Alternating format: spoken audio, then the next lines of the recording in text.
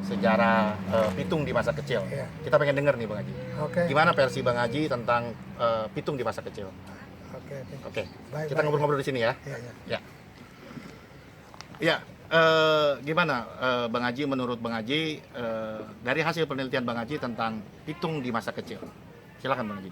Ya, pitung di masa kecil itu kan memang semua budayawan, sejarawan Betawi belum ada yang menemukan format pitung kecil. Ya. Nah, saya telah melakukan penelitian. Penelitian yang saya lakukan ini, saya buat sebuah rekonstruksi. Jadi penelitian ini saya lakukan adalah berdasarkan cerita turun-temurun dari orang kampung sendiri, dari ritual, dari mana-mana. Saya kumpulkan, kemudian saya teliti dari situ. Maka ketemulah saya rekonstruksi yang saya bisa temukan. Itu di tahun berapa tuh Bang Haji meneliti tentang pitung di masa kecil itu Bang? Itu kurang lebih 15 tahun yang lalu. 15 tahun yang lalu. 15 tahun yang lalu. Kemudian saya sakit, stroke, saya berhenti. Nah, kemudian saya lanjutkan sekarang. Oh gitu. Nah, pitung di masa kecil itu dari hasil penelitian Bang Haji, namanya siapa, lahirnya di mana, siapa orang tuanya, gimana Bang Haji? Jadi ini kan hasil rekonstruksi ya. Iya. Yang namanya rekonstruksi itu kan dari bangunan yang sudah runtuh, tercecer di mana-mana, Iya, kita boleh. kumpulkan Iya. satu-satu menjadi satu bangunan yang utuh, Betul. menjadi cerita yang rasional. Iya. Jadi saya menemukan itu, maka begini rekonstruksinya. Iya. Jadi yang namanya pitung itu ketika kecil namanya Solihun. Solihun. Solihun nama kecil. Dia tinggal di Kampung Kayu Tinggi. Kayu Tinggi Cakung. Kampung Kayu Tinggi Cakung. Ya. Menurut turun temurun itu rumahnya itu di sekitar pabrik Halko sekarang. Pabrik Halko Kalko. Oh berarti di Jalan Raya Bekasi, Cacing tuh di ya? pinggir itu. Di Iya, pinggir. iya, iya, iya. Tuh, jadi nah mengapa dia disebut pitung? Karena dia dijuluki oleh kawan-kawan masih kecilnya itu si petung. Jadi si petung itu diambil dari kata bambu petung. Bambu petung banyak di Cakung waktu itu, Iya. maka disebutlah petung, dia si petung. Jadi Belanda menyebutnya si pitung. Oh gitu. Nah, tadi Bang Haji mengatakan bahwa pitung kecil tinggal di Kayu Tinggi yang sekarang menjadi di kawasan PT Halko, tepatnya di Jalan Raya Bekasi atau Jalan Cacing daerah situ. Nah, itu dari mana itu Bang Haji mengatakan hal seperti itu? Apakah memang dari hasil penelitian itu atau bagaimana? Iya, hasil penelitian. Jadi begini, saya mau bercerita. Pitung ini bernama Solihun. Bapaknya itu bernama Napiun. Bapaknya pitung. Bapaknya Pitung Napiun. Napiun. Dia dipanggil orang Bang Piun. Siapa Bang Piun ini? Bang Piun ini adalah salah satu mandor atau jagoan di Pelabuhan Tanjung Priok. Iya. Jadi ketika kecil, Pitung itu ketika dia berumur 12 tahun, ayahnya itu menikah lagi dengan gadis beragama Nasrani dari Siapa tuh? dari Kampung Tugu. Napiun ini. Napiun. Nah, karena dia tidak mau tinggal di Kampung Cakung yang Muslim rata-rata, maka dia pindah dengan istri barunya itu ke Kampung Sawah. Kampung Sawah. Kampung Sawah itu di Jatimulya di Pondok Gede. Pondok Gede. Itu kan di sana ada komunitas Nasrani. Maka mereka tinggal di sana sampai akhir hayat hidupnya di sana. Nah, ini ada versi lain yang mengatakan pitung itu berasal dari Makassar. Bapaknya orang Makassar. Ini gimana, Bang Haji? Ya, itu kan sah saja ya. Iya. Begini maksud saya, memang inilah yang menjadi keprihatinan kita.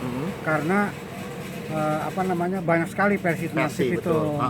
Sebetulnya tanggung jawab Bamus Betawi atau lembaga kebudayaan Betawi LKB ya. atau apapun ormas Betawi untuk menyatukan pendapat ini, baik melalui satu konferensi gitu, ketok palu. Inilah cerita pitung yang sebenarnya. Oh gitu. Nah, sehingga juga kan kita sudah banyak mengetahui di samping pitung ada yang bilang orang Makassar, ada juga di kitab Al-Fatawi yang mengatakan bahwa pitung itu ada 7.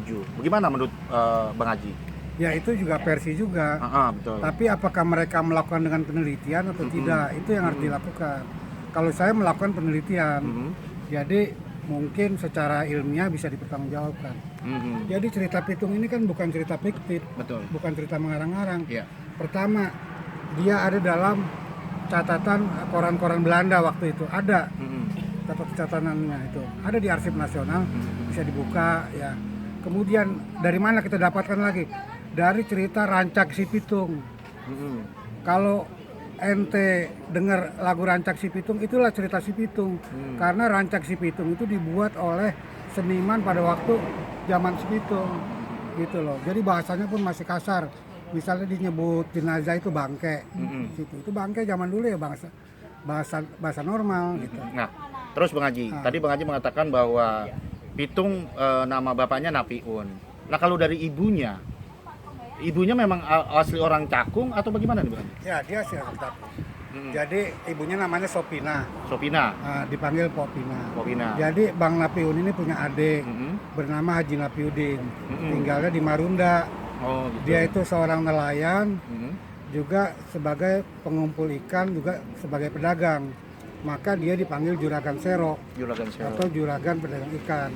Nah, itu yang rumahnya yang sekarang jadi dibilang rumah Pitung itu bukan? Kalau menurut saya itu bukan, karena rumah nelayan zaman dulu nggak begitu. Rumah nelayan ya biasa aja rumah nelayan. Nah, jadi kalau menurut Bang Haji, dari hasil penelitian Bang Haji, yang sekarang menjadi situs yang dibilang rumah Pitung itu apa Bang Haji?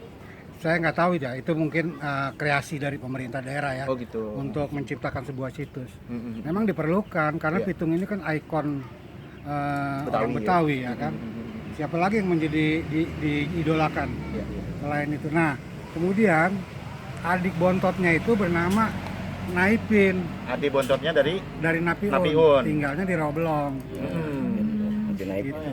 Dari Rawabelong. Nah, sehingga dibilang Pitung itu orang Rawabelong. Jadi ceritanya begini, ketika Napiun umur 10 tahun ya, itu kan bapaknya menikah, tinggal di Kampung Sawah. Ya, ditinggal Soligun. Enggak, bapaknya. Oh, bapaknya dulu. Kan menikah, tinggal di Kampung Sawah. Nah, kemudian kan ditinggal begitu aja. Nah, kemudian Pitung ini diasuh oleh kakeknya, engkongnya. Namanya Junet. Oh, Junet. Engkong Junet namanya. Itu engkongnya Pitung. Engkongnya Pitung itu Engkong Junet itu jagoan. Iya. Jagoan zaman dulunya. Dan dia mengajarkan silat Napiun juga dia. Nah, jadi berarti kalau kita boleh tahu, Pitung aliran silatnya apa dong kalau engkongnya diajarin silat dari Kong Junet? Jadi begini, kalau aliran silatnya. Kalau Kong Junet itu kan dia masih keturunan dari Mataram ya. Mataram. Dan tentu kan aliran silatnya campur-campur lah, ada dari Makassar, ada dari Cina ya kan. Kan di sini dulu pendatang banyak, ini kan Teluk dulu. Cakung itu Teluk, jadi orang banyak datang dari Makassar, dari Bugis, datang kemari orang gitu lah. Tentu berinteraksi dengan penduduk, termasuk ilmu-ilmu silatnya. Nah, jadi saya mau cerita, diasuh sama Kong Junet itu Pitung ya kan. Diajarin silat, diajarin ngaji, diajarin macam-macam lah semua. Tapi Kong Junet akhirnya terbunuh oleh acara balas dendam. Jadi waktu Kong Junet masih muda, dia itu jadi centeng di Pasar Burung, di Master Cornelis. Pasar Cornelis di Jatinegara ya. Dia itu membela pedagang yang dituduh berselingkuh dengan istrinya jagoan dari Cikeas. Namanya Bongkeng. Jadi dia belain itu pedagang itu sampai akhirnya kalah itu Bongkeng, dendam sama dia. Nah, dendamnya itu dibalas ketika Kong Junet udah tua. Nah, matilah ceritanya Kong Junet. Nah, setelah Kong Junet meninggal, Pitung dititipkan oleh Popina, ibunya Pitung ke Haji Napiudin Di Rawabelong. di Marunda. Oh, di Marunda. Nah, Haji Naudin. Haji Napiudin di Marunda. Di Marunda dia itu lama di situ sekitar 2 tahun. Pitung tuh ya. Pitung itu. Iya, Solihun yang. Jadi umur 12 tahun dia ke mana ke Rawabelong. Ke Marunda. Oh, di Marunda. Oh, jadi selama 12 tahun dia di Marunda. Bukan, dia umur 12 pindah ke Marunda. Di Marunda itu dia 2 tahun. 2 tahun jadi 14 tahun. 14 tahun umurnya ketika itu. Jadi setelah 2 tahun dia oleh mamangnya itu dianggap kurang berbakat untuk berdagang ikan karena kerjanya Pitung itu di masjid apa itu sekarang masjid Al-Alam itu zikir, dia sholat malam, puasa gitu. Jadi Tung katanya, lu nggak berbakat kayaknya Tung. Iya, buat dagang lu ya. Mendingan lu gua anterin ke mamang lu di Rawabelong. Lu Di sana lo bisa belajar ngaji, lo bisa ngelanjutin ilmu pukul dari engkong lo, Kong Junet. Kong Junet apa Haji Naipin? Kong Junet. Oh, Kong Junet. Jadi maksudnya lo nanti ngelanjutin ilmu lo, pukul lo dari Kong Junet. Oh gitu. Mamangnya Haji Naipin. Mamangnya iya dia Karawblong dengan Haji Naipinnya Haji ya. Naipin. Jadi Ah. Haji Naipin itu mamangnya Pitung. Betul. Kesono lah dia. Mm-mm. Kesono dia. Berarti itu usia 14 tahun. Usia 15 tahun. 14 tahun. Nah, di Roblong itu dia ada namanya Jaisin. Jaisin ini muridnya daripada Haji Naipin. Haji Naipin udah di situ dia. Oh gitu. Seumur sama dia. Seumur sama Pitung. Rumahnya di Sukabumi Udik. Heeh. Sukabumi Udik itu Sekarang apa tuh? Sukabumi Udik itu nggak jauh dari Roblong, tetangga Oh, kampung. Iya, iya, iya. Antara Sukabumi. Maka di dalam koran Belanda pernah ditulis itu bahwa mata-mata Belanda pernah melihat Pitung berjalan di kampung Sukabumi. Mm-mm. Orang menyangka pada waktu itu ahli sejarawan mengatakan itu di Sukabumi Jawa Barat. Saya melakukan penelitian, saya temukanlah kampung Sukabumi Udik di sana. Dan saya udah jalan kaki saya itu dari Roblong ke situ kurang lebih 2 jam.